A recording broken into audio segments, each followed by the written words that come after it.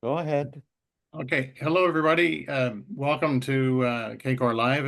I know it's an unusual time. It's Tuesday afternoon, but we're very lucky today to have Dick Bakker, who's a not only a solid Dutchman, but that's his.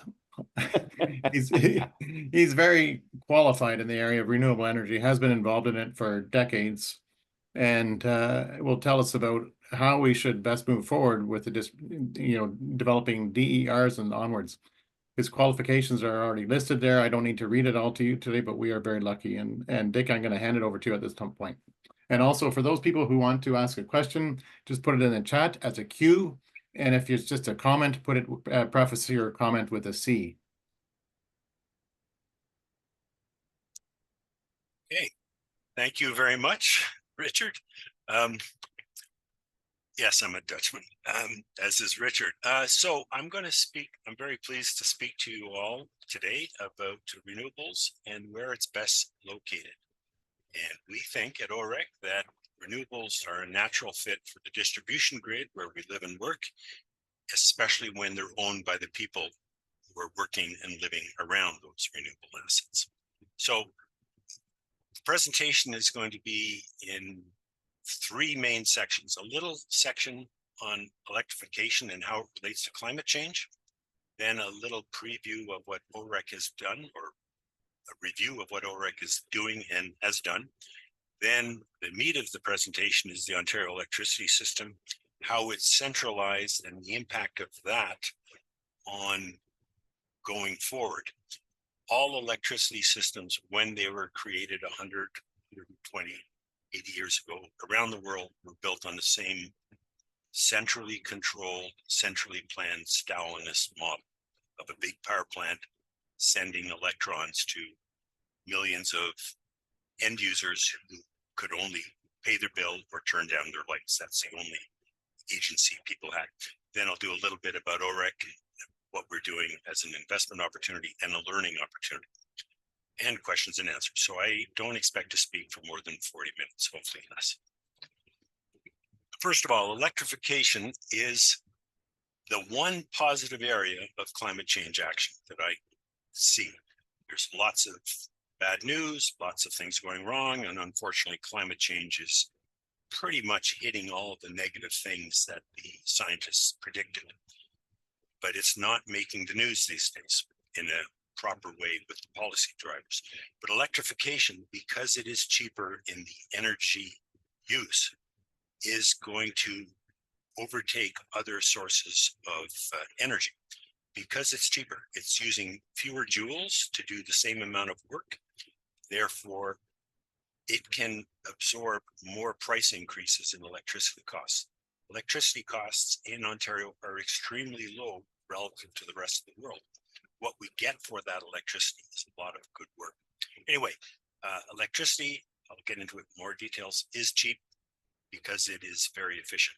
Generation options that use less fuel are thereby going to be less expensive over the long term. Electricity produced by renewables is being produced with zero cost input. And renewables can be built in Lego snap-on manners.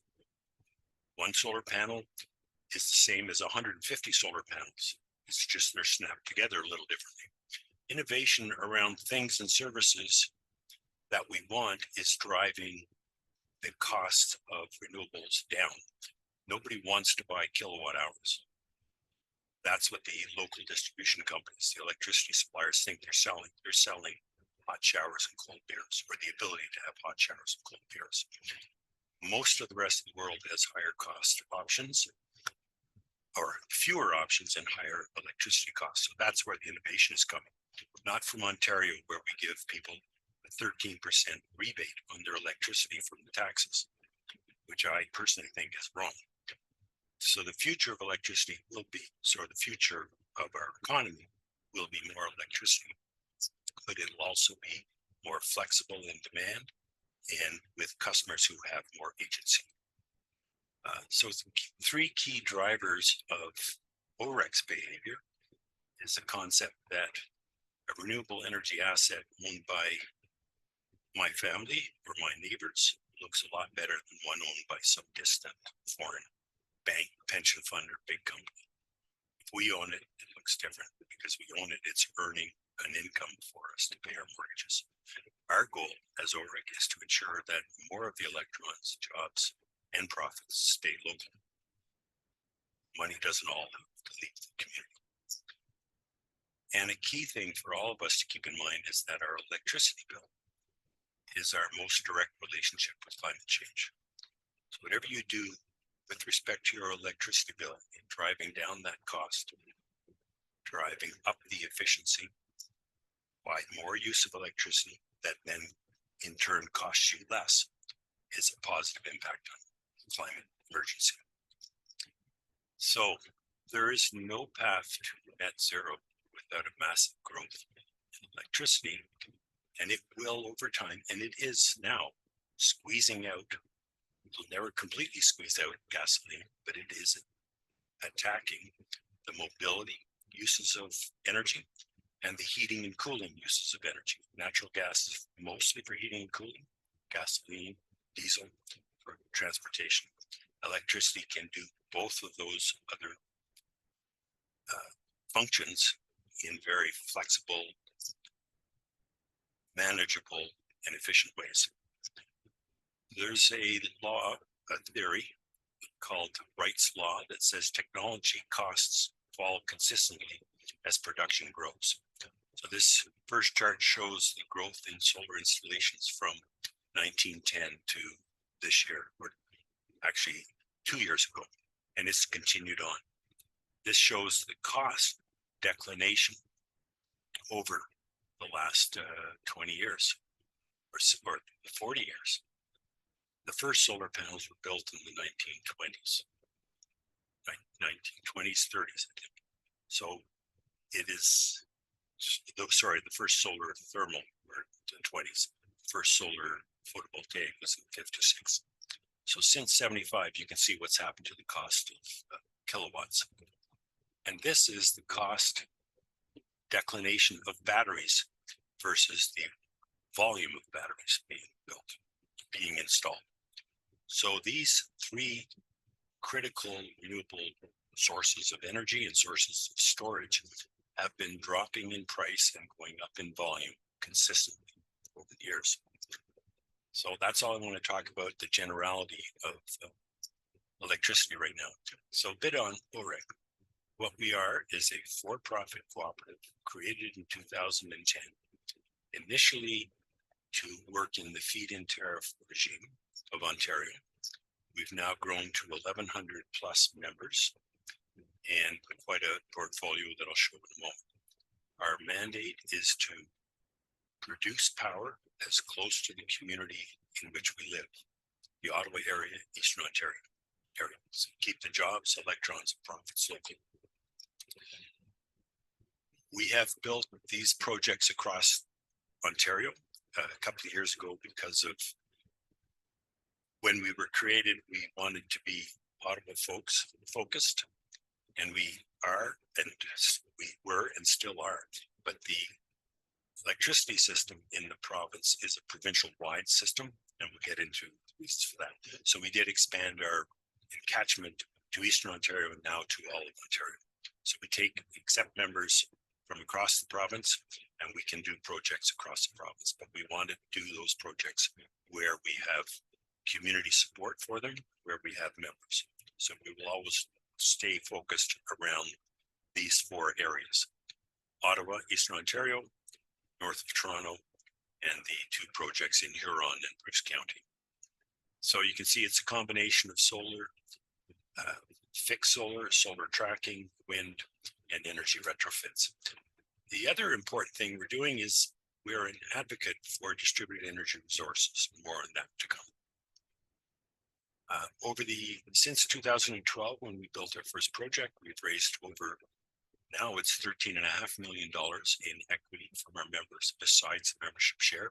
And we've paid back to our members over $4 million in dividends, capital repayments, and interest on, we have preference shares that we sell and or investment notes or term loans. We pay dividends every year, and capital repayments. We've grown since 2013, when our first system came online, at a 55% growth rate each year in assets. These are 4 of our projects.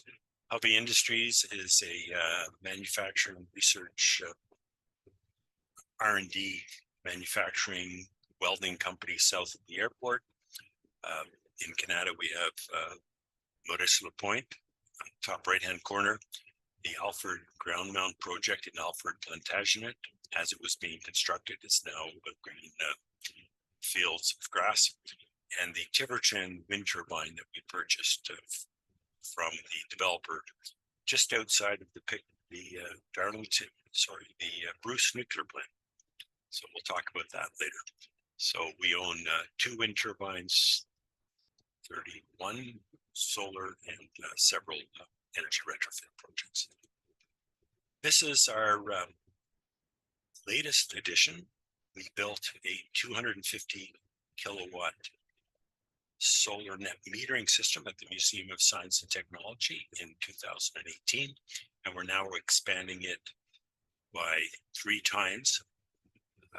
The construction is finished. We're just waiting for our friends at Ottawa Hydro to connect it up so that we can trade credits. So this system is what we have been raising capital for in the last couple of weeks, last couple of months, actually. Talk about that in a moment. We also, as OREC, have created a community app for our members to trade information and share information about distributed energy resources that they may have on their own home property. So it's a forum for our members to post what they've got: solar, battery, heat pump, EVs, and allow other members to share. So as you can see on the right-hand side, we have 95 members as of yesterday who have posted 233 renewable energy assets. At some point in the future, we expect that the province of Ontario will wake up and realize that there's a lot of potential to utilize these personally owned renewable energy assets, solar, battery, and time shift power demand and power supply across a wide geography. That is cheaper than importing power from the other end of the province, and it's more reliable. So that's called the virtual power plant. So we'll talk a bit about that later. So we're getting ourselves ready for the time when Ontario follows UK, Europe, California, much of the middle states in the US, where you can have a virtual power plant of 100, 3,000 individuals who are selling extra power into the grid at certain times, or reducing their demand at other times to help balance the grid. There were no power outages in Florida, in Texas this last year, partly because of this. There's so many small solar and battery systems spread throughout Texas that in that crazy heat summer that we've had, they were able to balance and keep the grid going through the ups and downs of what would have been disastrous swings of temperature. Anyway, that's a coming thing, but it's a service we're building towards. So OREC is also part of a nationwide grouping of renewable energy cooperatives in almost every province in the country. There's a new organization that was created 3 years ago called Community Energy Cooperative Canada, CECC. And you can see some of the members there. We were instrumental in forming this organization 3 years ago. So this is not new to Canada. OREC is probably the 5th renewable energy cooperative in Ontario, but in Europe, Germany, Belgium, Netherlands, there are thousands of them. Now, I'm going to talk about the Ontario electricity system, one of the most centralized power systems in the country. As you can see here, there's 3 purple dots. These are the 3 nuclear power sites that have, I think between the three of them, there's 16 turbines. I'm not exactly sure. Bruce in the northwest corner of the province on Lake Huron, Pickering and Darlington on Lake Ontario.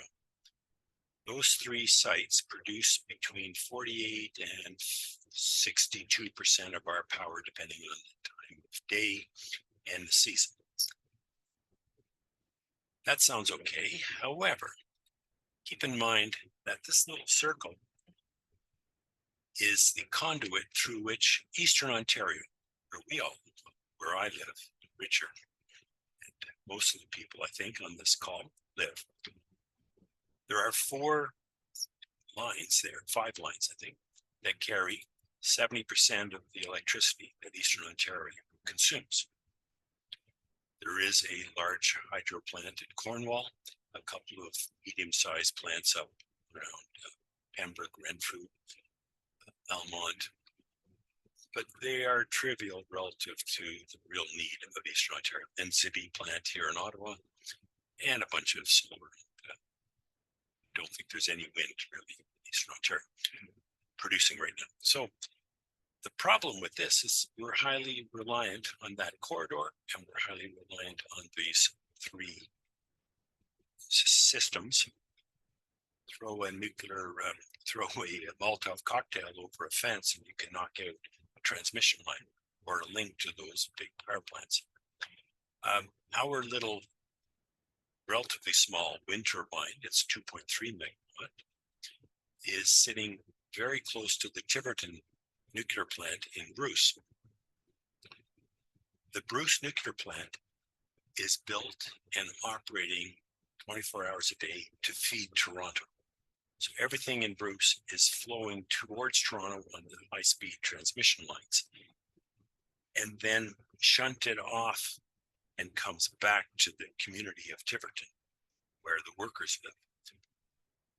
The wind turbine that we have in Tiverton is only connected to the distribution grid. So the homes close to our wind turbine are getting most of their power over the course of the year from the wind turbine, not from the Bruce nuclear plant. It is serving Toronto. There's a reason those three nuclear plants are relatively close to the largest demand center. Do we want those nukes closer to Ontario, closer to Eastern Ontario? I don't think so. Next slide here. So this is a picture that was in the Hydro Ottawa capital plan rate application that was submitted in May of this year. You'll see that the Dureco sped across southern Ontario, basically along the 401 corridor. And there are three things that travel the 401 corridor: vehicles, electricity, and storms, because there is water. There are always going to be storms along that road, and anyone that's traveled in the wintertime has experienced. This is the way systems traditionally were built: central power plants, sending the electricity down transmission lines, then through distribution lines, and finally to the home. A little history of Ontario electricity demand forecasts. Riveting topic. In '76, Ontario Hydro asked the province, the Conservative government, for enough money to build 24 nuclear plants and 18 coal plants, because by '97, they predict demand for electricity to be 57,000 megawatts. Didn't happen. In '89, the then Ontario Hydro asked for money, 10 nuclear plants and a bunch of fossil systems, because the demand was going to be 35 megawatts. That didn't happen. In 2005, they asked for, I don't know what the ask was, but the prediction was that they would need 30 megawatts, 30,000 megawatts of power by 25. That's today. And now They're asking for 5 new nuclear sites, a bunch of gas plants, and lots of big wind and solar, because you can see what they expect the demand to be in 2050. So what happened?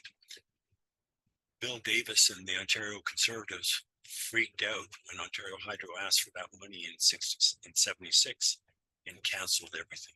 The Porter Commission is almost forgotten in Ontario, but it canceled the entire request of Ontario Hydro. Then in 99, Ontario Hydro was bankrupt by $10 billion in write-downs, mainly from Darlington, which was approved before 76. It wasn't operational until the 80s.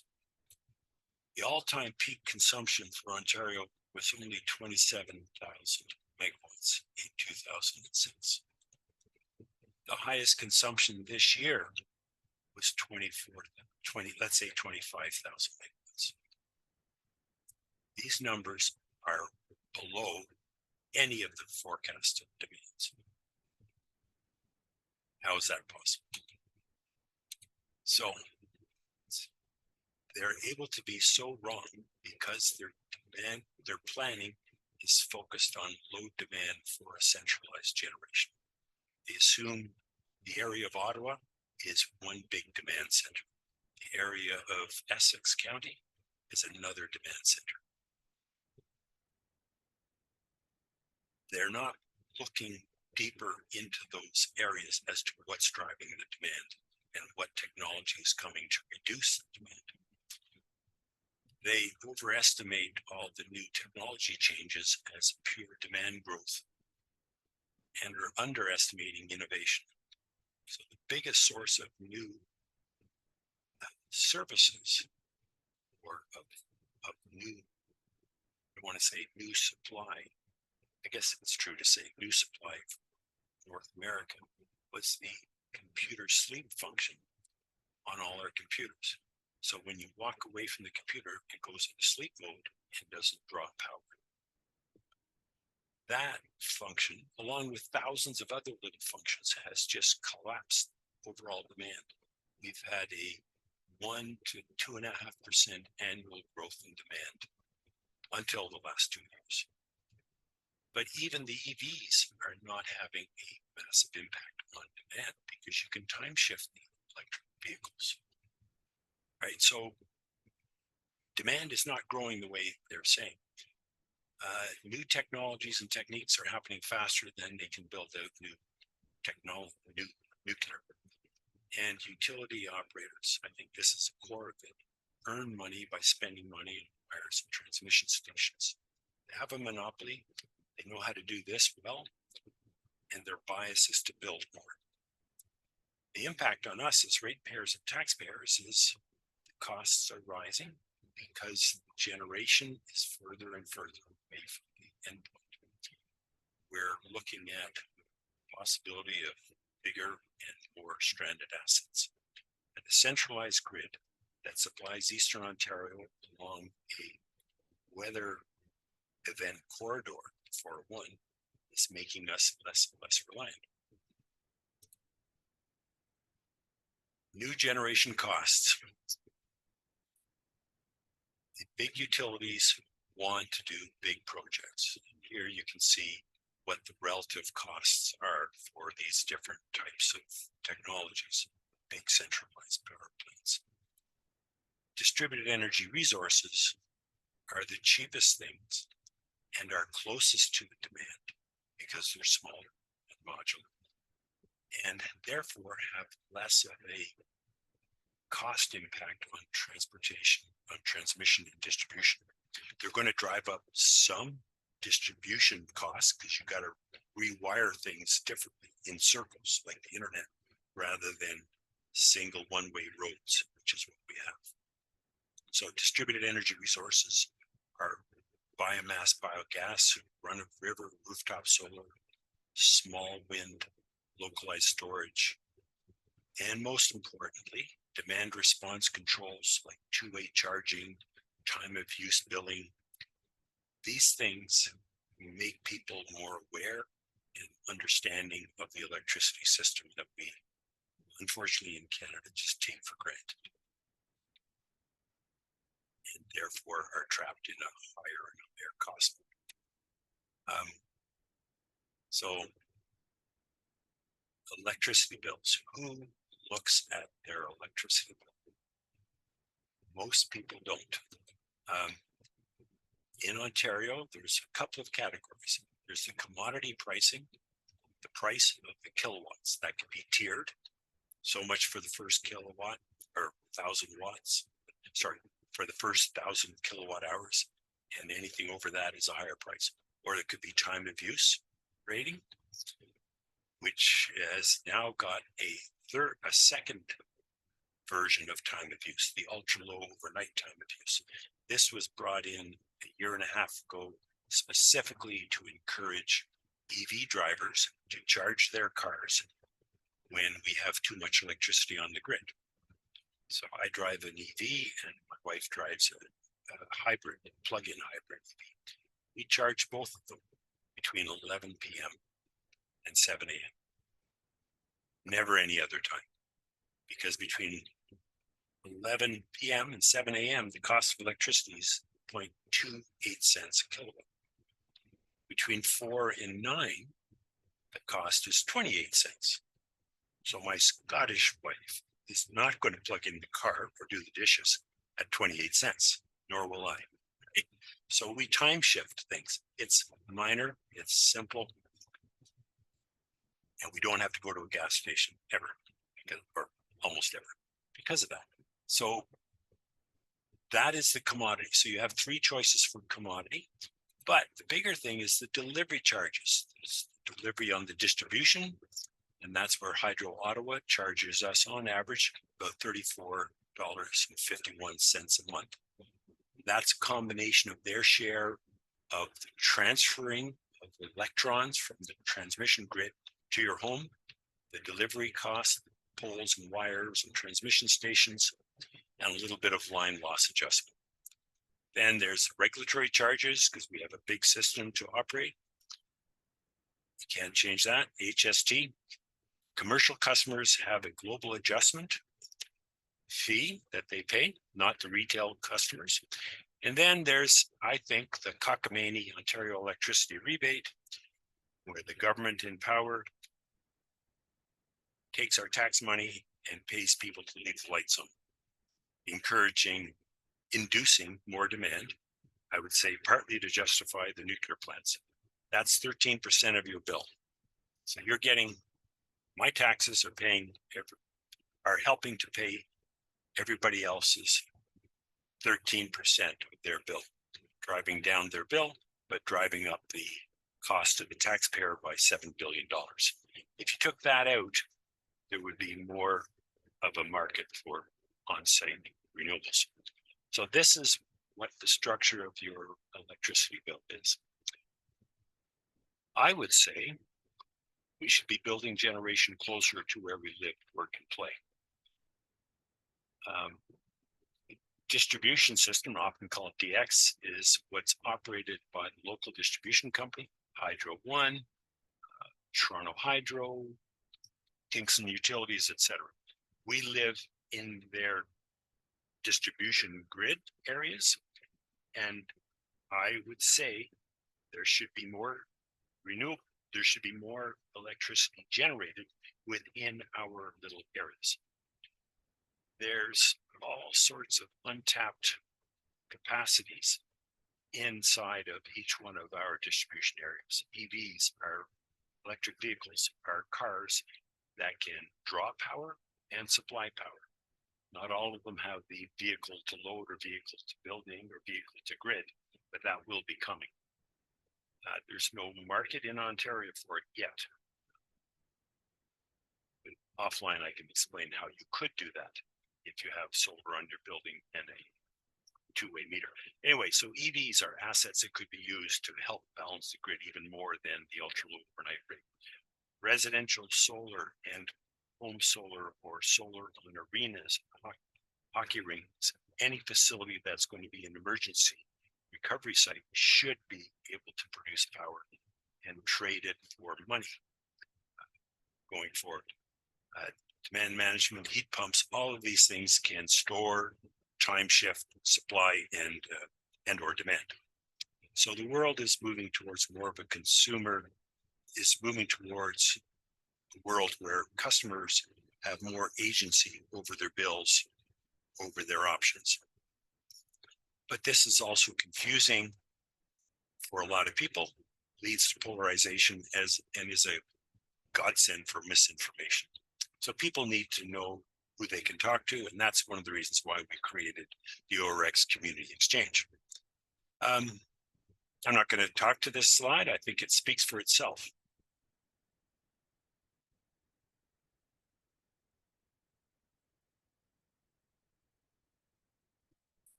So, did everybody have a chance to see that? So, ownership changes everything. People want agency. People want their money to be useful in their community as more than a return. We need resiliency. And if I own it, my family owns it, my neighbors own it, it looks different than if it's owned by somebody else. And it is the best way to encourage education. Distributed renewables are the fastest way, are the technology that can be quickest to deploy, and it immediately reduces transmission costs if the distribution grid is being adjusted as we deploy these renewables. We want to keep the electrons, jobs, and profits local.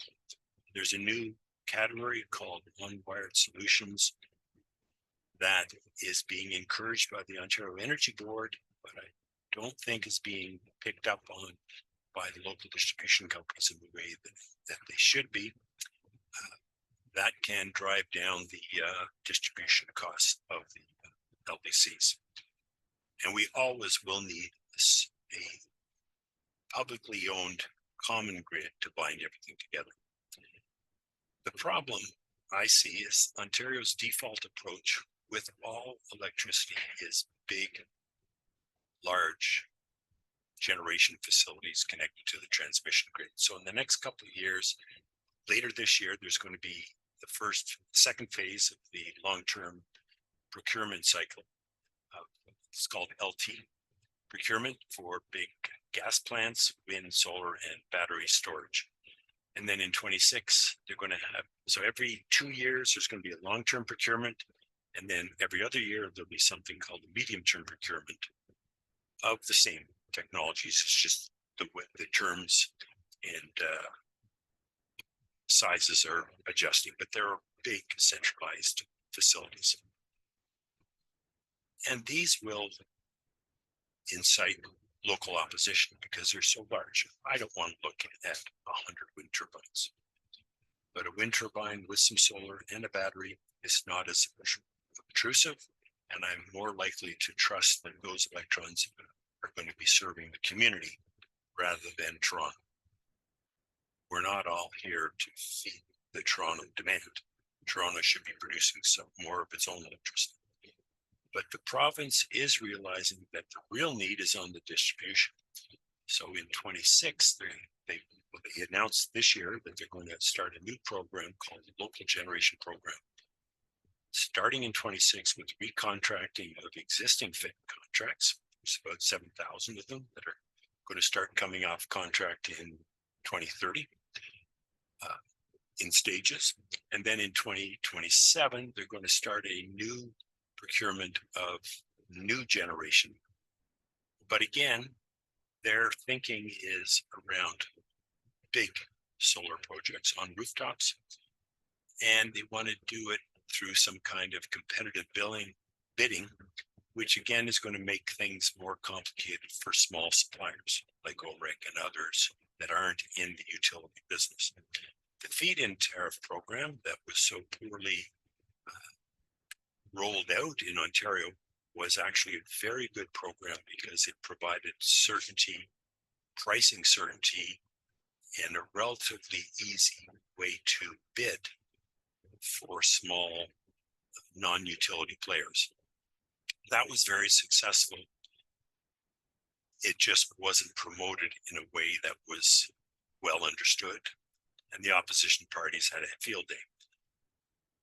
But anyway, we're hopeful with what the province has announced, although we have some suggestions for improvements, and we've already told them.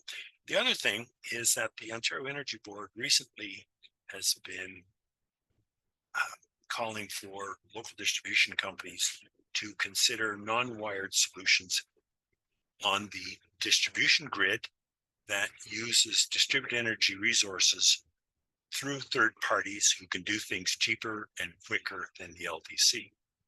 And the LDC, local distribution company, can earn a profit on the third party's investment from the savings that that project would provide them. So for the first time, local distribution companies can earn an income directly by not spending new capital. Rates don't always have to go up. New capital spending by the LDC requires a rate adjustment if it's new capital.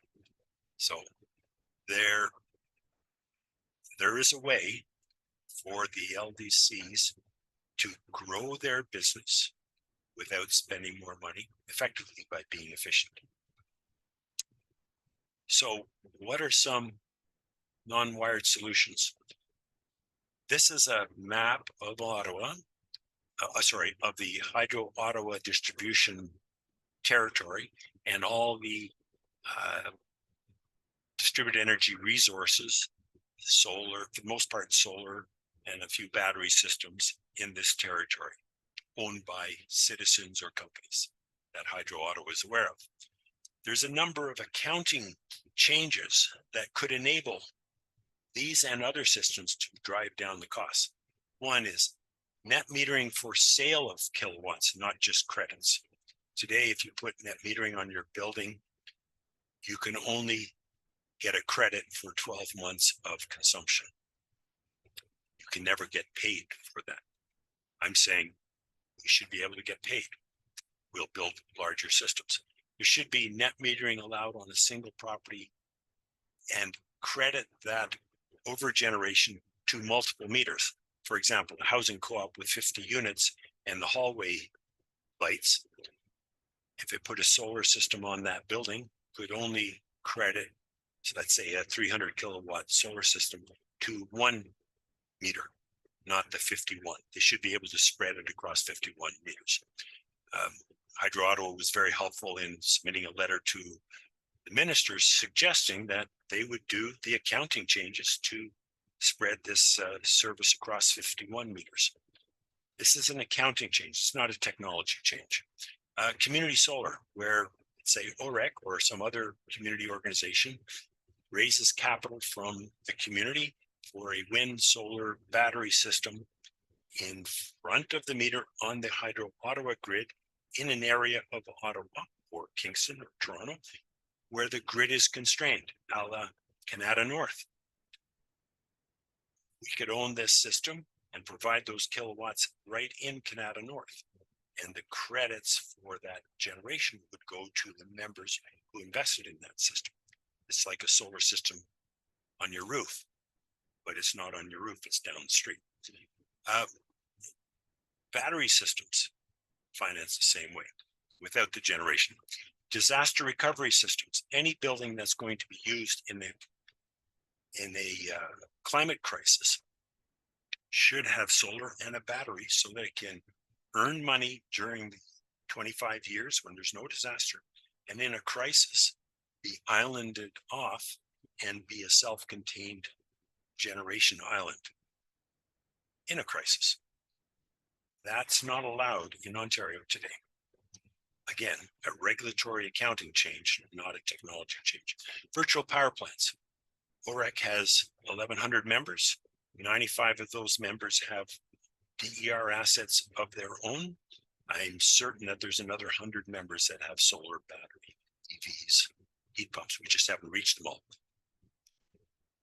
We can go to our friends at Ottawa Hydro with our 200 members when we get them all into the fold and say, here is a virtual power plant across this territory, and we'll make an arrangement to turn on and off generation and demand as the grid can utilize. These are all things that are available in some country around the world. Europe, California, Texas. Canada Pension Plan has invested in a company in Britain called Octopus Energy that does virtual power plants now. So our pension is invested in that, but we can't do it in Ontario. So these are the types of things that could be coming, and I'm certain will be coming. So this isn't meant to be an advertisement, and today OREC isn't selling investments because we raised our money faster than we expected. But now I'm going to talk about OREC as a investment opportunity.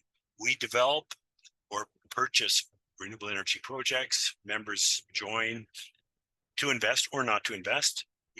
Those assets produce power, and we return a portion of those profits to our members in capital and or dividends.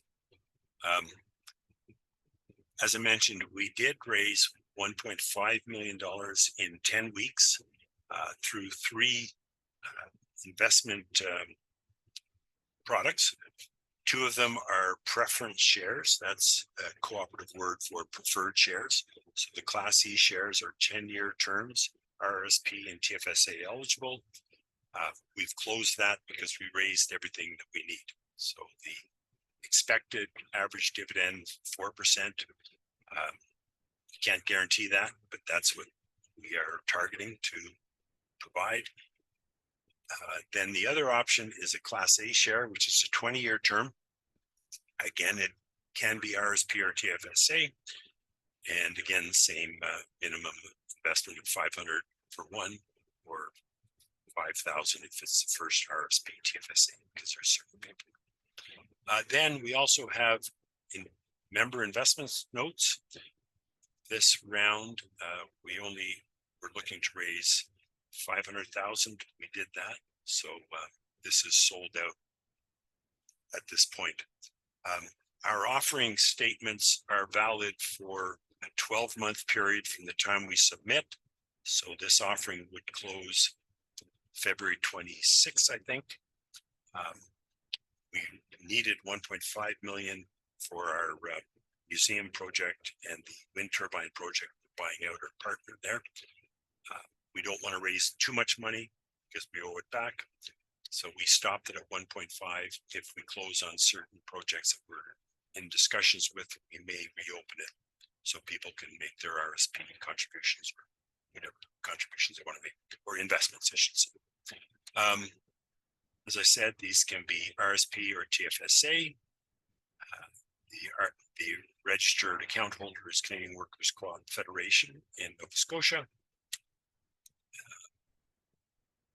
We also developed the My OREC app, which is a series of personalized apps that allow our members to view our projects, our locations, the impact of their investment, to see the news that comes from us, and most importantly, participate in the OREX community exchange to share their information and experiences on this electrification path with our other members, and learn, either share out or learn by contacting others.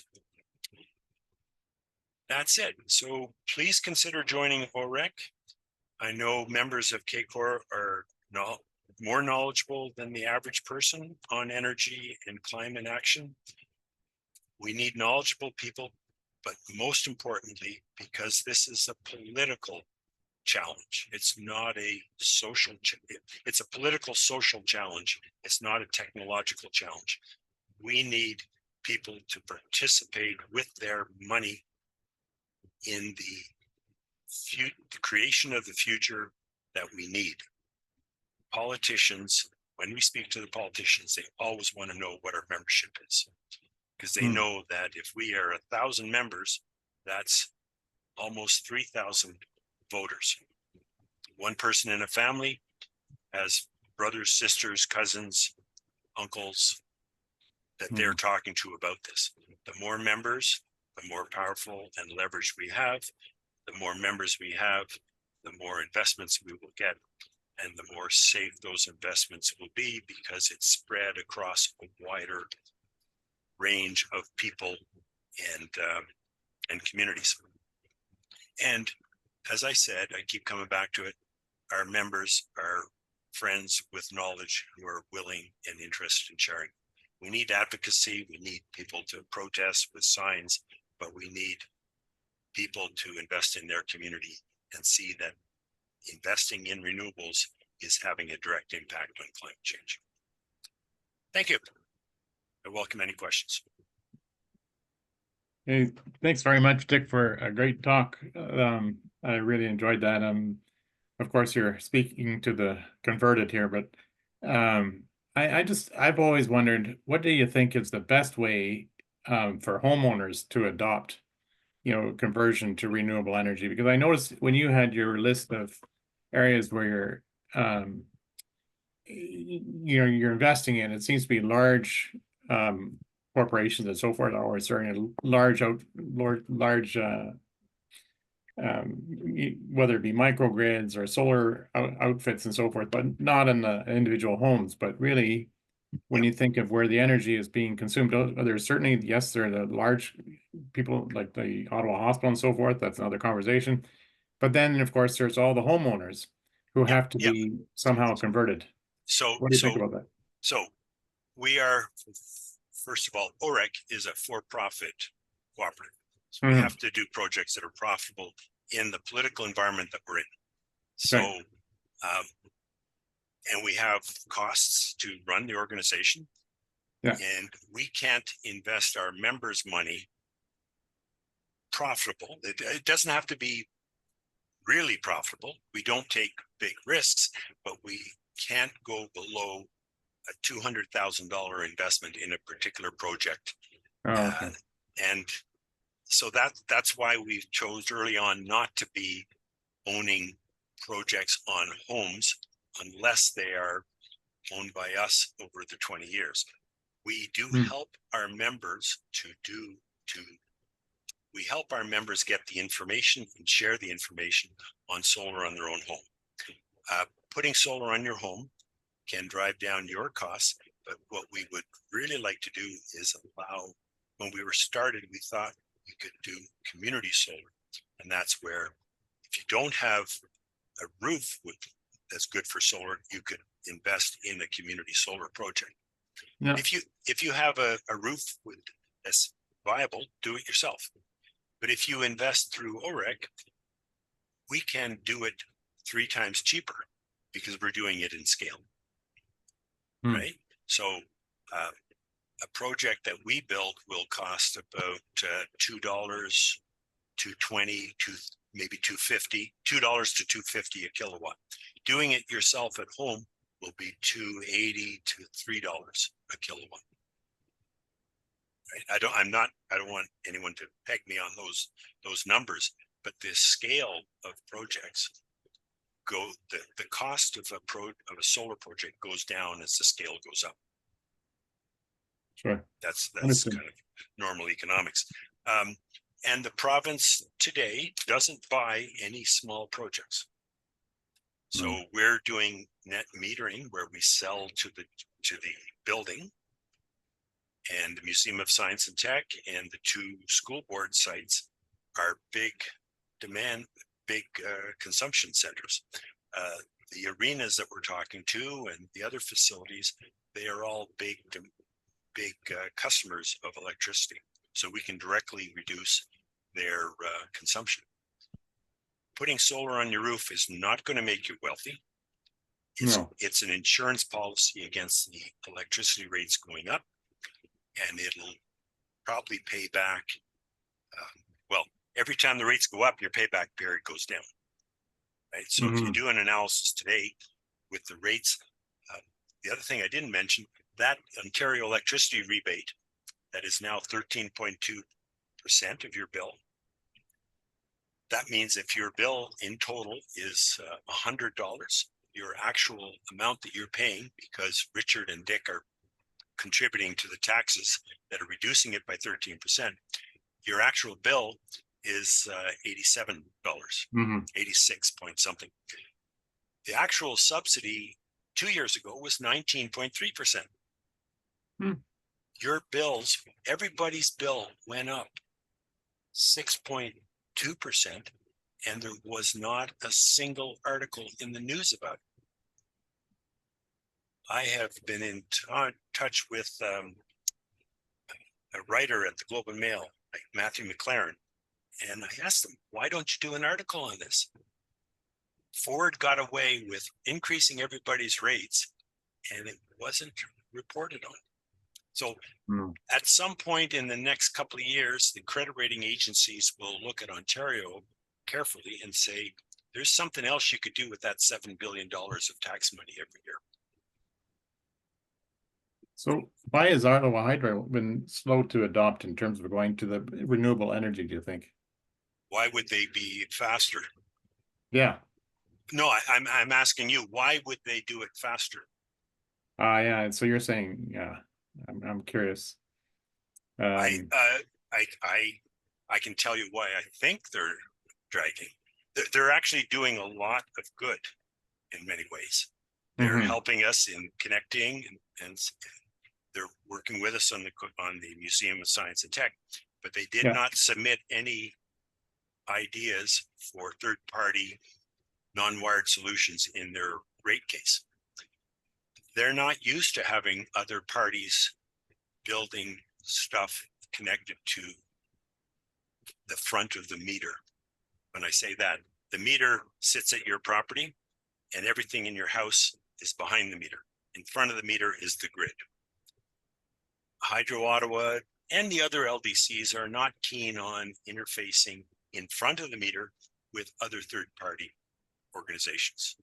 They're used to doing what they're doing, and no one likes a lot of change. But there's going to be a revolution in the electricity business, just like this little cell phone has ripped the computer and telecom business apart. Renewables are cheaper, more localized, can be owned by the homeowner and small businesses. And if the LDCs don't move faster, they will hemorrhage their customers away. And when the rates start to rise, which they will, then that'll be directed by the credit rating agencies in Switzerland, London, and New York. We're facing big increases. There are 5 nuclear programs planned for those 3 nuclear sites. The small modular reactors, that's one program. There's 4 that they've purchased. None of them are built. They're all late, and they're not small. They're not modular. They are big reactors. A small modular reactor is something that's 300 megawatt or less. The 4 they're building are 400 megawatt each, and they're building them in Pickering because they have a transmission grid there. The other 4 programs are the Bruce retrofit, a new plant at Bruce, and a retrofit of Pickering, which is the oldest nuclear plant in Ontario, the small modular reactors, and a retrofit of one of the old reactors in Darlington. That's $108 billion if they're on time and on budget, but then they have to upgrade the lines to get it to your home and my home. Yeah. At the other end of the province. So it is really a $300 billion expense. That's why I say we are facing continual growth in hydro rates and or hydro subsidies from the taxpayer. And I'm sure there's some doctors here who have other ideas for the use of that money. Yeah. Okay, Art, you have a question. Yeah, I'll be quite honest here. I am a member of OREC, so everyone knows that I'm in agreement with almost everything that Dick has said. However, I am also a microgrid owner. I started building a microgrid 9 years ago, and under full approval, mind you, of Hydro One.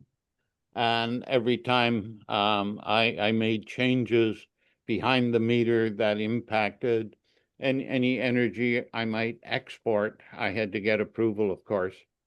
And I've ended up putting two different arrays on my rooftop of my home. One is, of course, microfit, which is just a direct sale. Every kilowatt hour that I generate is committed and sold for 20 years to Hydro One, and I've signed a contract for that, and that's the way that operates. I So have a just second one called Ju- net metering, which is in fact one which I operate behind the meters, behind the meter, and I can do almost what I wish behind the meter, and in terms of time shifting, putting batteries, and I run heat pump and of course solar system, and in fact over the years I've been adjusting both the supply side and the demand side. I find that because of this tinkering and making this work, it's turned out to be profitable. Now, it also means that one thing that Dick didn't mention was there is a when you have your own system, when the grid goes down, I got an on-off switch that I can disconnect. I can island myself from the rest of the grid, and in fact, it's automatic. And I also have a manual capability if I wish. But it is sort of like another insurance policy, and it means I can survive through these failures, and they do come along. Some lengthy ones do come along from time to time, due primarily to weather. The Draco is clearly one of them. And there are a lot of local failures that occur where a transformer goes out for a period of time until that's replaced, and et cetera, but they're normally quite short term. I'm also I have a rate dividend in that when I'm not buying electricity, I'm not subject to any rate increases. And of course, that's the position I want to be in, that I weigh very nicely as the rate increases go by, and I tip my hat to the transformers because I got nothing to do with that. And therefore I am isolated from it. I do want to go back though, Dick, and challenge you on one statement which I thought I heard you say, that Ontario does not permit microgrids. And no, I I don't guess think I said that. What I did say is Ontario at this point doesn't allow for sale of electricity. Just for everybody's clarity, what Art was talking about selling electricity, that's a microfit, and those contracts are still in play, but there's been no new microfit or fit contracts since 2018. That's what allows for sale of electricity. Net metering allows for trading of credits. What I'm saying is that we should be allowed to export for money, not just credits. And especially on a building that's going to be used for a disaster recovery site, it should be able to earn money to the maximum potential, not abusively, but if they have a big roof, they should be able to put solar on there beyond their yearly consumption, and then have enough money to help pay for the operations of that facility, and have a battery so that in 2 years' time, when there is a crisis and we need that arena for shelter, it can island. Right now, that's not thought of as a service. When we presented it to the ministry staff last year, they went, "Oh, that's a good idea." They went quiet because then they were thinking through all the regulatory problems of doing that. That's not my idea. Oh. That's an idea that was given to me by someone at Hydro Ottawa. Yeah, oh, that's a great idea. I think is there a difference between Hydro One and Hydro Ottawa? Are the Just in policy operation. differences? Well, I understand that. I'm Hydro One. Yeah. And I have been communicating with them and Mhm. writing, my contracts with him. And they've been extremely helpful. And over this period of time, I have not had the opportunity to deal with Ottawa Hydro or Hydro Ottawa. And do you know if there is any regulatory differences between the two? I don't think there's regulatory differences. There's just different people and different focuses. Hydro Ottawa has been quite helpful in many ways, but it's the provincial-wide regulations that preclude certain things. But it's also the willingness of the local utility to do things in advance. And Westport has a very small utility that was paying net metering customers credits for time of use. And I was told by Hydro Ottawa people that was impossible. And my grandson just arrived, so I'm going to have to close the door. But anyway, the utilities have more freedom than they want to take. And they're often, I don't want to speak out of turn, but I'm sorry.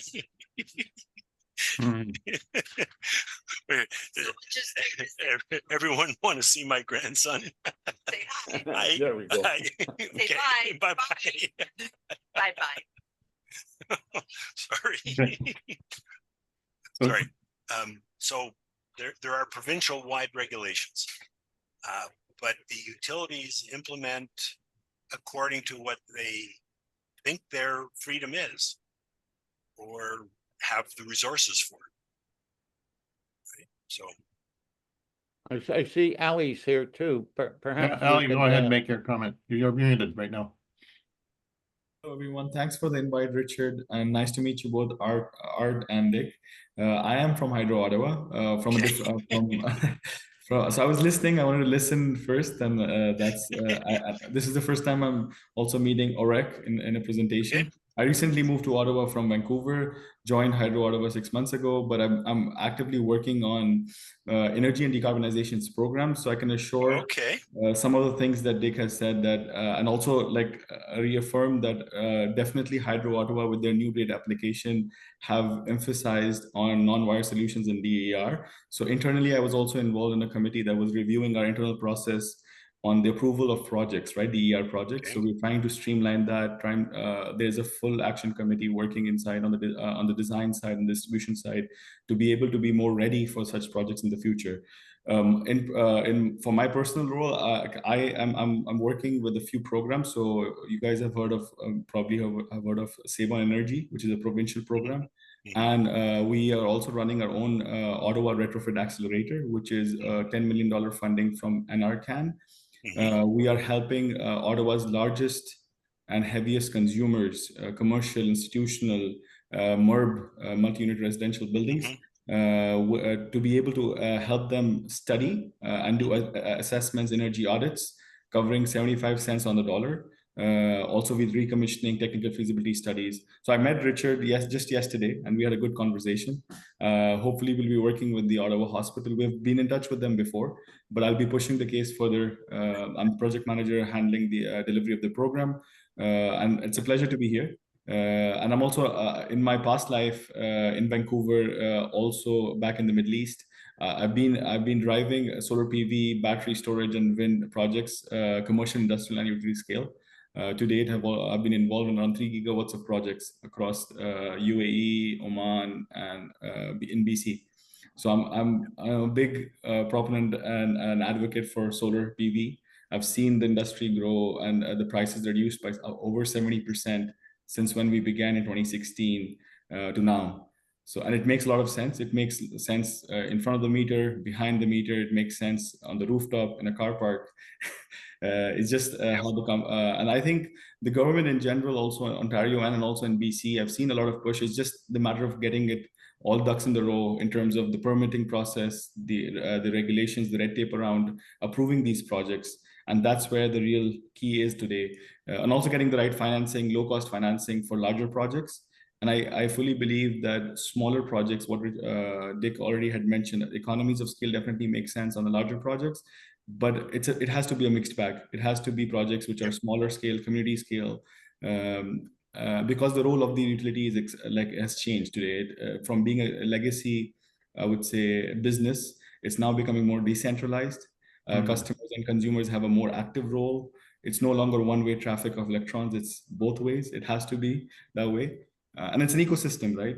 So pleasure to be here. Thank you, Richard, for the invite. And I'll be a part of these conversations more and more, and I'll keep you guys updated on, and also looking forward to talk to you, Dick, further on what OREC is doing, and how we can support.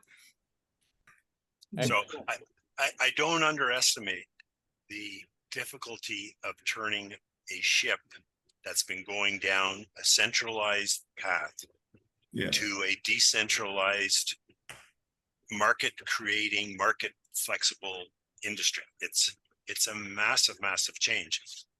In my past history, I worked in the telecom internet world from 75 to 2003, and that was a complete changeover of the centralized computing, one-way asynchronous telecom world to an internet TCP/IP world, which we have now. Wireless. Moving wireless. So that's where the the electricity industry is moving, and the electricity industry is also going to take over more and more functions. So we are going to have demand growth, but it will not be as crazy as what the planners are predicting, because there'll be nobody doing AI computing without solar on the building and a geothermal underneath. So Hydro Ottawa can't demand that they commit to demand numbers. Half of them won't get built. But if the computer center says we'll be flexible, and if Hydro Ottawa says we'll be flexible with you, if you're flexible with us, then you'll get them implemented sooner, and it won't be as much of a draw on the overall supply. Anyway, it's a long discussion. So, it's a good start. It's a good start. But it's a regulation at the central level that's holding us back, I think. So the Chinese are way ahead of us. But in terms of and the Dutch actually, with their solar power in terms of implementation of wind energy in the last few years has really gone up. And I just feel badly that Carney is now talking about expanding LNG terminals and so forth, and we don't hear anything about on their election platform. They were going to build an east-west national grid, and then that seems to have vanished from the thin air. Give them some time, but the federal government has no authority over electricity within a province. That's the first thing you have to remember. Electricity is provincial. No, okay, well, that's why. Interprovincial is federal, so they should be encouraging interprovincial connections. But within a province, the only thing the feds can do is beg, plead, bribe, and embarrass. Yeah. Dave, you had a comment. Well, given the last few minutes of conversation, I have several.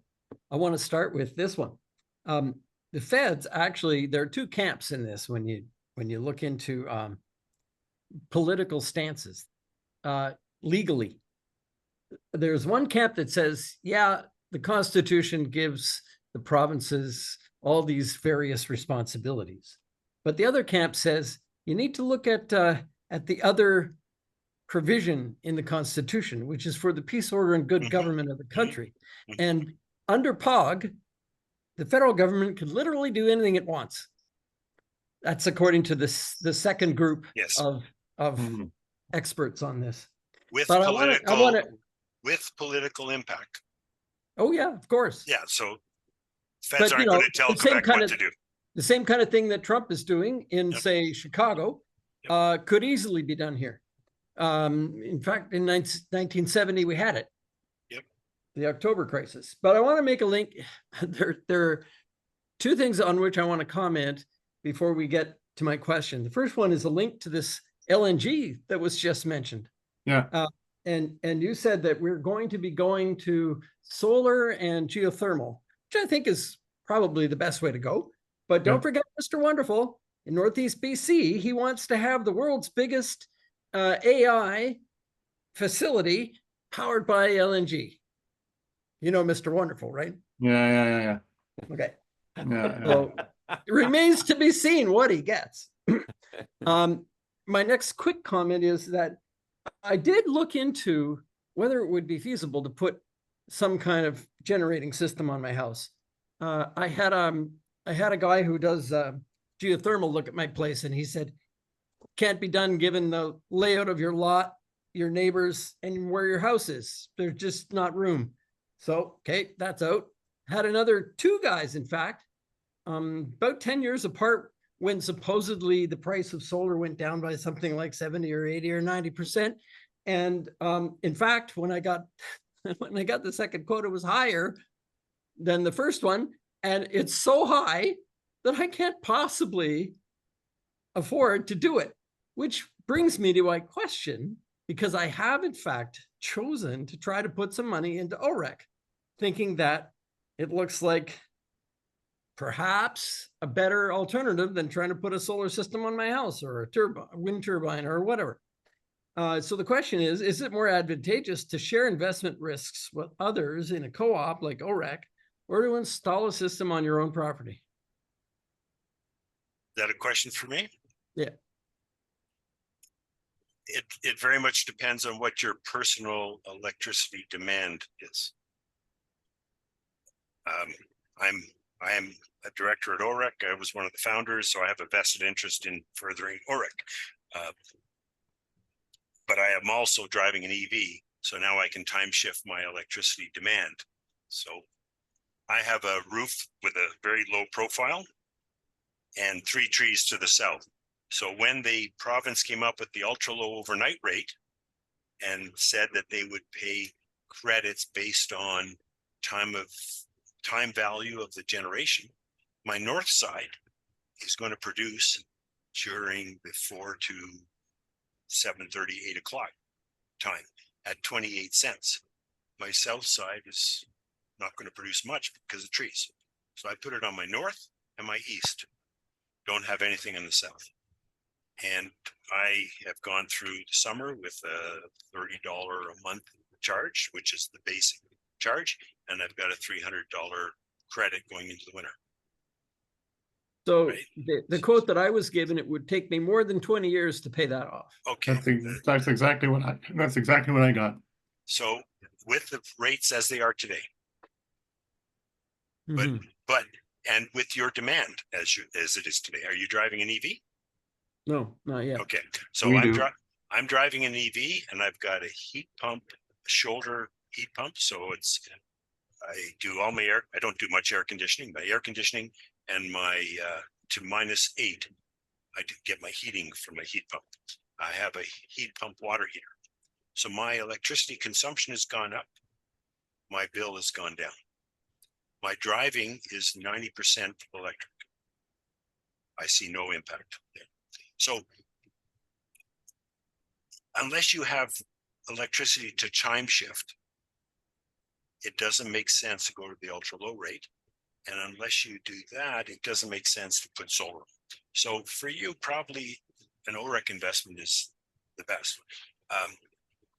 But I don't want to tell anyone what they should do with their money. But Just looking for your comment. So Yeah. so John, So- our president, has done the math as to an investment, a $1 investment at home versus a $1 investment in OREC, and I think it's 2.5 times more efficient as far as kilowatts that you can buy. At OREC. Yeah, because we're Okay. we're So that, putting up that a 600 reinforces the kilowatt decision. system. Yeah. That reinforces my decision. What Yeah, I thought I saw was, well, number one, the people who propose to put a system on my house are just trying to take me for everything they can get. Well, there are some shady characters. I know the good ones.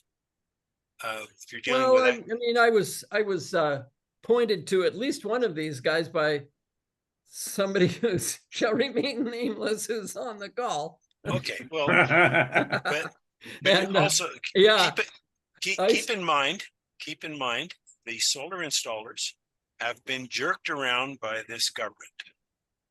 Hmm. They have had a boom, a bust, a boom, a bust. This is a terrible business to try to make a steady living in, unless you're a utility. yeah. Sorry, Ali, I gotta be blunt.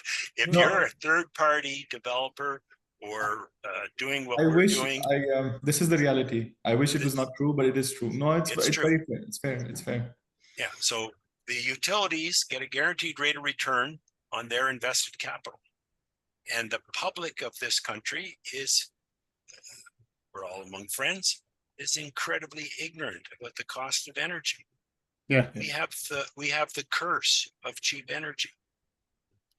And I can say that as a Dutchman, because Holland squandered their oil resources and their gas resources. Completely squandered it.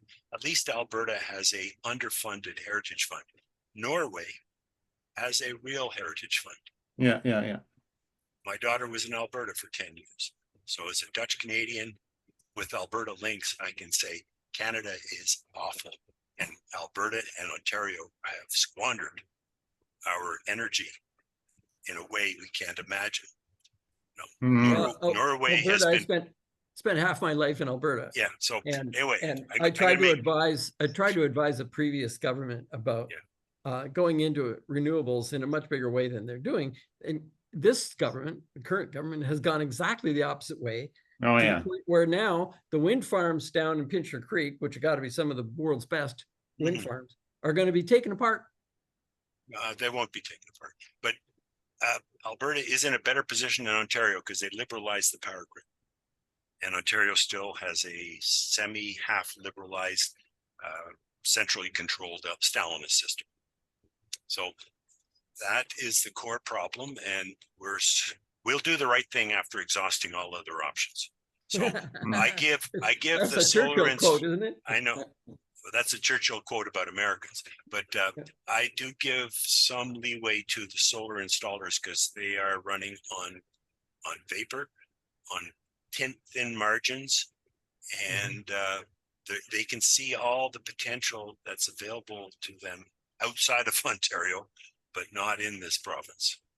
And Dick, So- isn't it true though, that solar panels, the price of them has gone down dramatically? Sure. The price has gone down, but the cost of electricity has gone down in Ontario.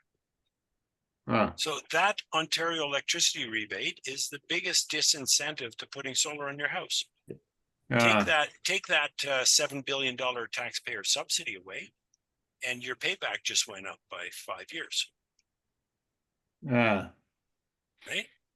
So, yeah. So what about, I don't know, some other form of energy into your house, whether it be? You want to change all your systems, all your wires? That's not going to happen. No. No, you're going to use electricity. Right. Electricity is what you're using. You're not using solar or nuclear Heat pump. kilowatts. You want a hot shower and a cold beer. You want the services that electricity provides. Nobody buys kilowatt hours. They're forced to. I guess, Dick, I've electrified everything, Yeah. and I get all my heat from the ground because I have a ground source heat pump. Yeah. And I get all my cool from the ground as well. So in essence, it's quite easy for me to island Yes. and have nothing to do with the grid whatsoever. Yeah. Well, that's not fair. You're using the grid and you're benefiting from the grid. So that's why I do not understand why there's resistance from the electricity companies to more distributed energy resources everywhere. Yeah. Because the LDCs will always have a role. Their role, the other thing I didn't want to, now we're getting into details. The the LDCs by law are not allowed to generate. Right? That's yeah. But that rule is going to change in the next 5-7 years because we have to break it down into more localized. So there's a plan to move them towards DSOs, distributed systems operators. But that's not official yet. So all So this is coming. Yeah. Just adding on to that, that's what is different. So for my work with BC Hydro back in BC, they're vertically integrated. They own their own generating stations. They control the entire infrastructure from transmission to distribution. With LDCs, OEB and ISO make the real call, right? So we are limited in what we can. And right now, I don't know if you guys are also following Portage Power, which is also a subsidiary of Hydro Ottawa. They are they are actively participating in the long-term procurement projects where they're installing larger systems. Again, and a lot of it is also recouping the investment they made in the infrastructure, right? So the ERs are coming. I mean, they're definitely being actively worked within the company, like where we are promoting the system. What we can do is create facilitation, ease the process, right? As an LDC for these projects to be to come forward. But there's also limitations to what we can do. Like Dick pointed, like it's very different in BC. I can give you the example of BC Hydro because they're vertically integrated. They manage their generating stations. They can invest in a Site C dam, which took 18 years or was an $18 billion over budget, or it could be more deployable renewable solutions, wind, solar. But also there's a catch there. All the good resources for solar potential and wind potential are up north. And then there's the cost, and there's the cost of bringing that power through transformers and cables down to where people live. And who makes that investment? Right. So it has to be, it's a shared resource, but then the question, it's billions and billions of dollars, right? The plant can be installed somewhere in North BC, in Prince Rupert or anywhere, but that's where the resource is. It has to come down to where people are using it. And that's the ongoing discussion in the BC Hydro's latest call for power, is that we need to use that as a shared resource. And because foreign investors who would come in and invest in a project would not want to shoulder the entire cost. They were like, we need to share this cost. Right? So what I would say is don't rely on foreign investors. Rely on local investors to put money into smaller projects that are sub 5 megawatt. So when I say small, or when I say big, I'm saying 200 kilowatts to 5 megawatts. When that's the sweet spot, really. For us, for OREC and Peace River, or sorry, not Peace Co-op in the northwest BC told us that the big Site C dam destroyed their opportunity for wind and solar because it takes all the grid development to the dam and focuses everything on that one channel. So one of the first wind co-ops in Ontario was being set up in the 90s outside of Tiverton, and it got knocked out because all the grid capacity was set up for Bruce Nuclear to supply Toronto. And I'm just saying, we can't have a power plant at one end of the province going 1,000 kilometers to the other end. We need to have more localized stuff. And that's a mindset change in the utility world and a pricing change. So because the distance and the cost completely toss off the financials of the project. Like the economics make no sense when you're running 1,000 kilometers of cable between the generating station and where it's going to be used. And that's why and I've been in markets. So I've been in India for a bit, looked at the market there. I've been in the Middle East and UAE and Oman. A sign of a mature market for renewable energy is when the last houses, the end users are installing it, the community is installing it. That's the sign of a mature market and that's where we probably are 7 to 10 years behind our neighbors, right? Today's schools in the US, I think it was around 1,000 schools that installed solar last year in the US.